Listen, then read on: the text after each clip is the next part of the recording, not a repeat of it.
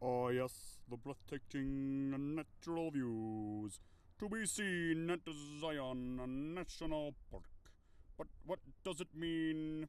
Its fantastic hues of red and white geology painted across the desert landscape, forever etching the geologic history of these fantastical United States. Find out on this episode of Rock Talk.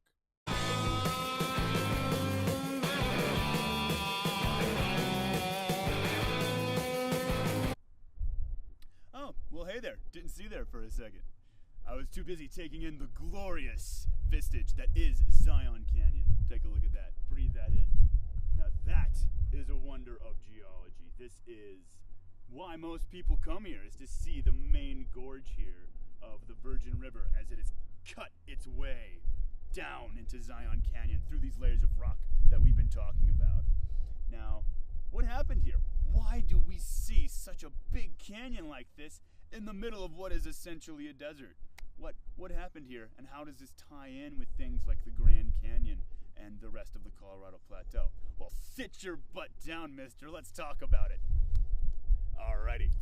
So here we are in what is essentially a big plateau area. Let's say you've got this rock here that represents the original surface of the depositional systems here. Because, you know, as we talked before, the very top rock here is the Carmel Formation. You've got that limestone, and then right underneath that is the Temple Cap, more sandstone, and then the Navajo, which is even more sandstone. Just pretend the layers are in there for me. And so at first it was relatively flat on top, and everything was going perfectly fine, and you had, maybe a river running through it, a river that ran through. Well, if you are familiar with the Colorado Plateau and the Colorado Plateau's history, you will be aware of the fact that the Colorado Plateau is just that. It's a plateau that is higher above than the rest of the geology of the area.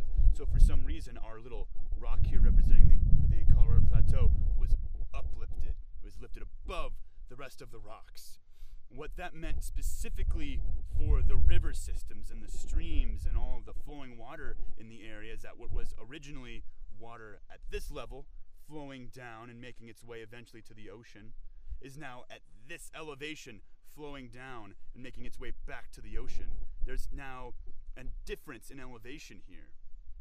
The ocean's down here, and now the original water source is up here. What that means for this water is that it's going to have a gravity gradient, a difference in elevation in order to get to the ocean.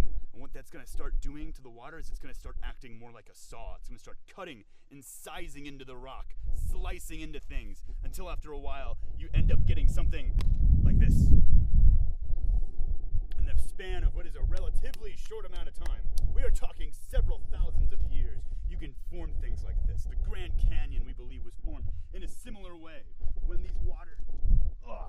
when these waters started to cut and incise like a geologic bone saw slowly and steadily into the landscape, revealing the beauties and the history of the rock that lies underneath.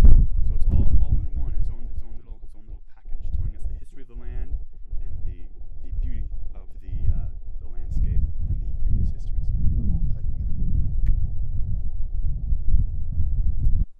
Hey, rock stars. It's me, Michael Stone. We've had a great adventure here out in the wilds of Zion. Seen a lot of cool geology, talked to a lot of cool rocks, got to see a lot of cool stuff.